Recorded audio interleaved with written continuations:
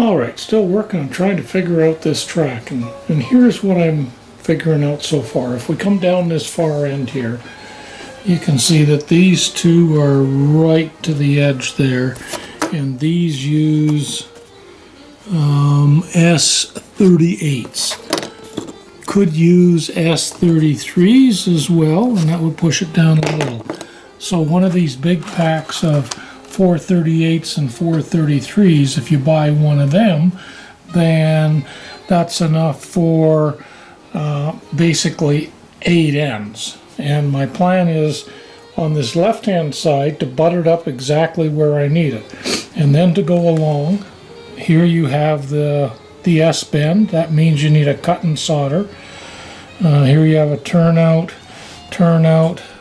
along 9 and something, 7 something, 9 and something. Here you have a long, and then in here you have one of these S62s, which are 2 7/16 inches in there.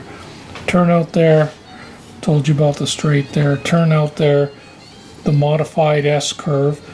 The problem is at this end, trying to get that to fit exactly. Nothing fits exactly.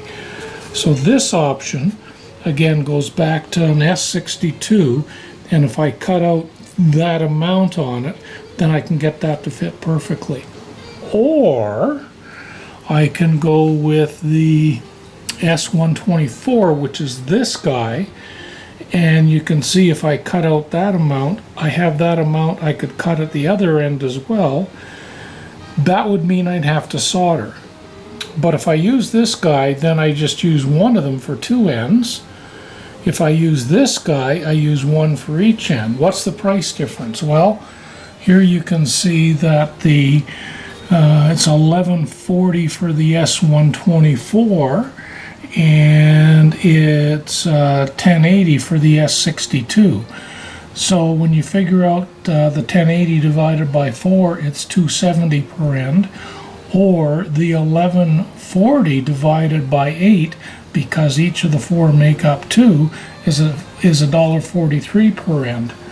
So really close to half the cost. And seeing as I have to cut track here and do soldering, I might as well do a little bit more soldering. If I take this joiner out and then solder the straight end into here, that should work without a problem. So that's what my plan is going to be.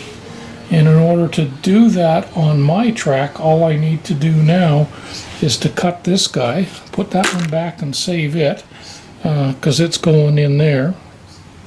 And so I can cut this guy back, remove that, solder that to there, and that should be it. This one, same thing.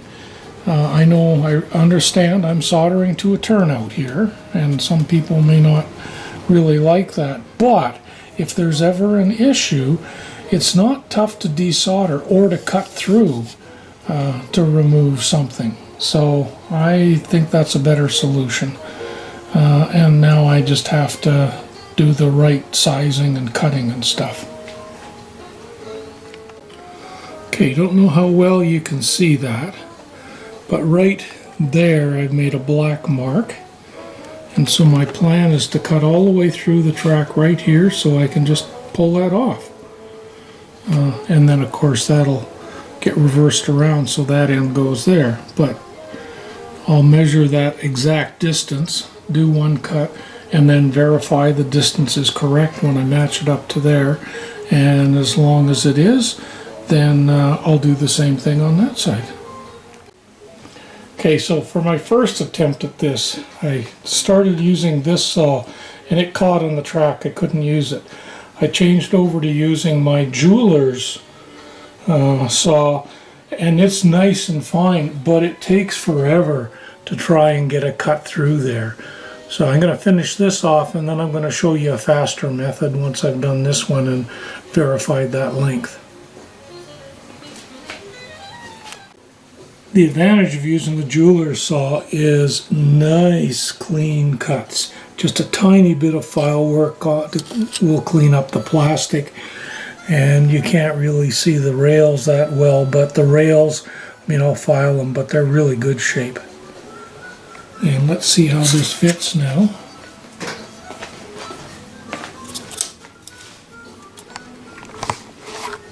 So this will just go in like that. That'll go there like that. That'll glue together, and you see that's, oh, downright almost perfect. It's supposed to be 1 inch from the edge, and it's maybe a 32nd long. Let's see what that looks like on this other one. Need to remove this track joiner.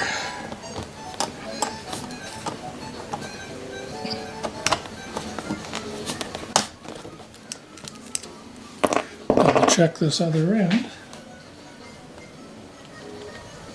It's right where it needs to be.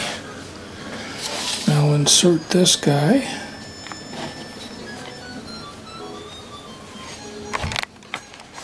Yeah, so if you look at that,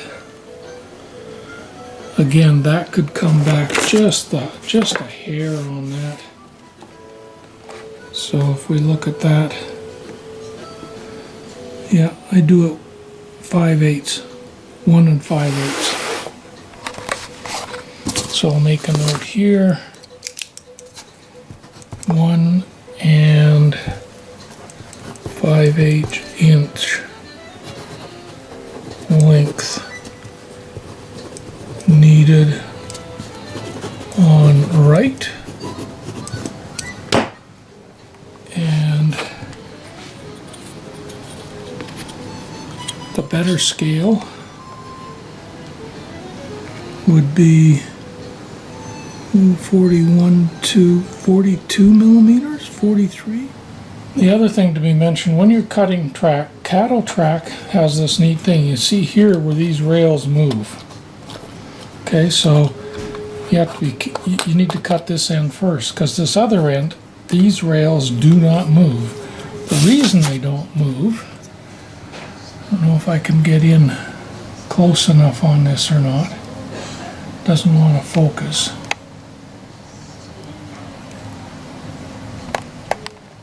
Need like a macro lens. Anyway, right, see if I go down to here. I can get it. Oh, you see those little bumps there? Those little, oh, I'll get my finger on them. Yeah, those two little bumps, and you see the other track? That track, they've got a tool that actually pushes that into the road bed. And because of that, they're in deep enough. You can't move this back and forth. You can't easily lever it out. So it kind of is what it is. So what you want to do on a piece of track like this, because this is held in place, is cut this end first.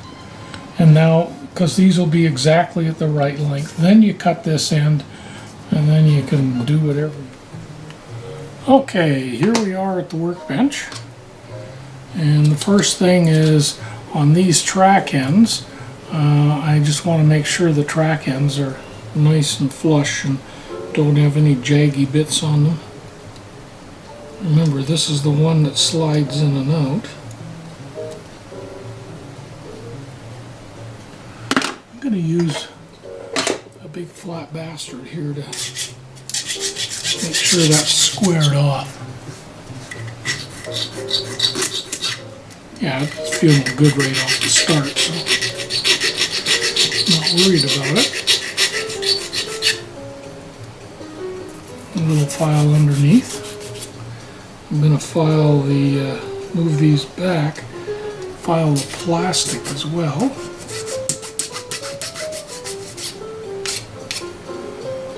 Then I'm going to use a smaller file and file the, whatever this part's called in there. Then I'm going to get something to work on here. Put these together. See how well they to line up. I can feel that I'm going to have to do it like this. Oh, yep, that feels good. And tie looks a little weird there. Now, what I'm going to try doing next, oh, I gotta find them though. I have some track joiners. So we got these little guys. What my plan is here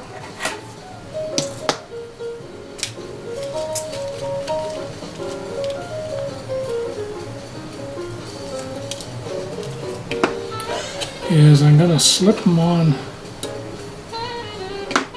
here, which is on the S. Oh, they go on quite nice. These are micro-engineered.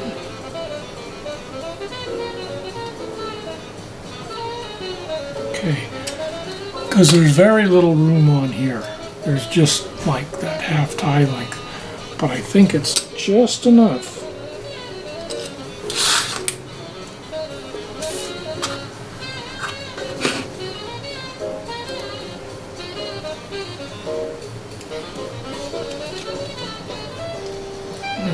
Push it. Oh yeah, that fits just perfect. And that will hold it in place really nice while I solder. Now to further hold things, something I recommend everybody get is 1x2x3 blocks. Push that up against the rail there. And I'm going to push this one right on that like that. And double check again to make sure that's exactly where I want. Now we're going to grab a little bit of flux. I just stuck my finger in it, but it's okay. And use my flux brush, which is a little toothpick. Get a little bit of flux right there. A little bit right there. Because when we solder, all we're doing is soldering the outside of the rail. Don't care about the inside. Okay, again, double check, make sure that's all where it's supposed to be. Get my soldering iron, tin it. In order to tin my soldering iron, I put it in the flux. And then you end up with a tip that looks like that, really bright silvery. That's what you want. Now to do this, don't touch the blocks or the track other than I get the solder in, touch the solder, and I can see, you know, with that joiner that the flux is causing it to flow.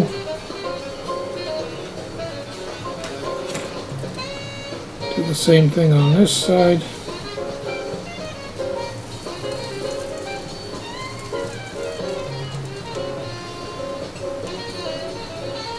There, that should be it. Now let's remove this.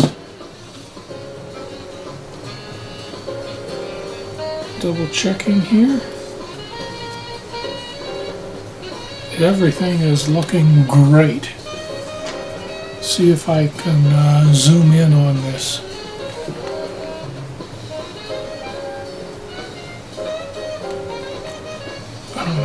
You can see I can pull it apart still, but you can see maybe here that there's a solder joint there and another one there. The next thing you have to do is look around to figure, oh, there I got it. I got some 90% isopropyl alcohol, and I have a toothbrush. And because I used flux, I want to clean this really well to make sure there's no residual flux in there. So I just keep a truck around like this so I can test this. And I feel nothing going over it. can't even tell there's anything there. Same as that joint.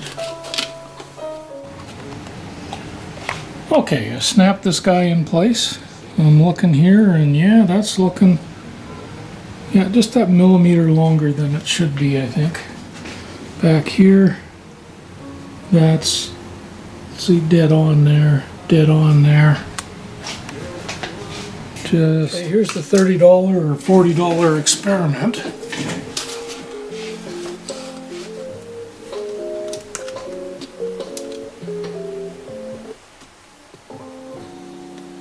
Yep, those line up perfectly.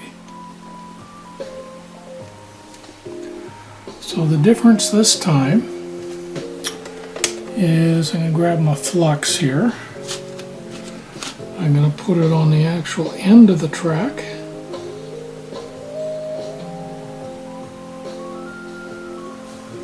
As well as the outside of the track.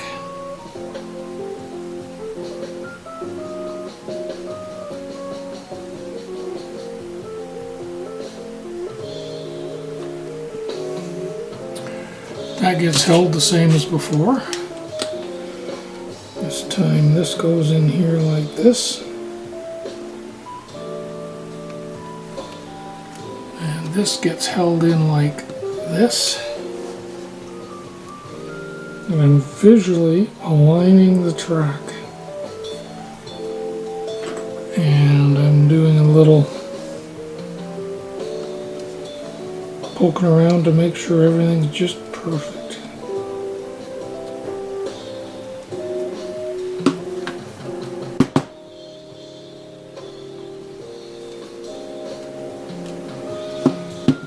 I'm going to do it this way instead. I'm going to push up against it with that.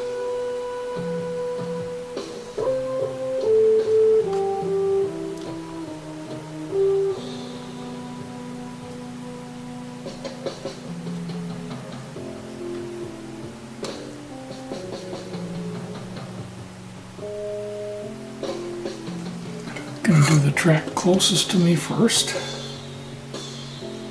Why? I don't know, just am.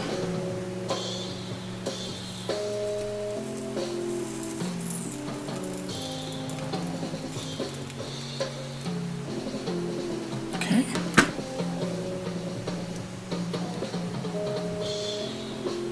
Now I'm making sure that this is lined up. Actually needs a little bit of pressure on that side.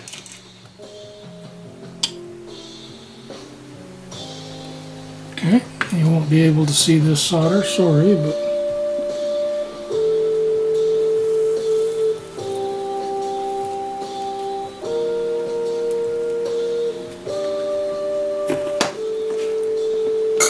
okay, that should be all that's required for soldering.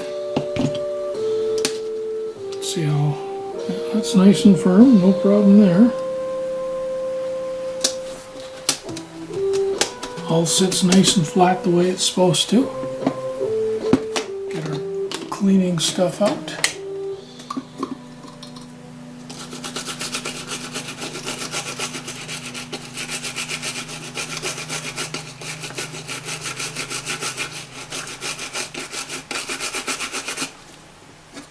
Enjoy Stingray music free on your mobile.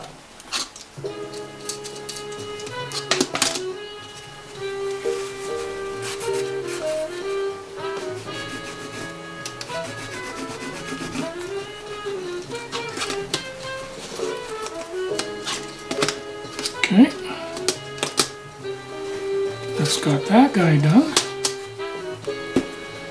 Now that doesn't even slide around. Now what I didn't do, need to do this still, is there's some solder on top of the track. I'll get rid of that.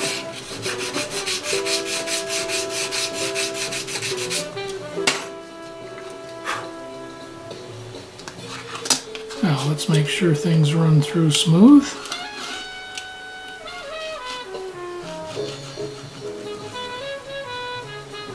Yeah, there's no issue there. So let's go back to the layout and see what that looks like. That probably needs to be back like 2 mils. That should not have any problem hooking up now. Oh, the last thing to do is we'll need to put a joiner in here. But before we do that, the thing that we need to do with joiners. Okay. Now you can see on the joiner here how there's these little clips. Those little clips, I just grab a random piece here. You can see how they clip in and lock in there.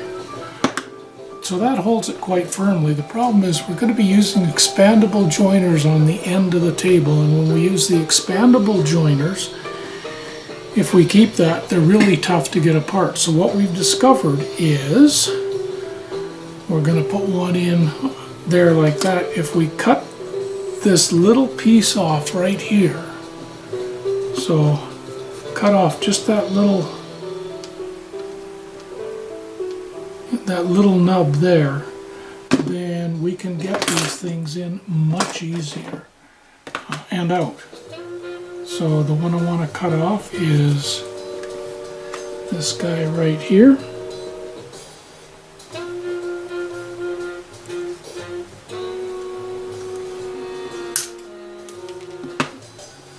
Okay, and then what you end up with is this joiner that's going to go in and looks like that. So now we have the little piece cut off there. And I'll go over and do that on the other ones as well.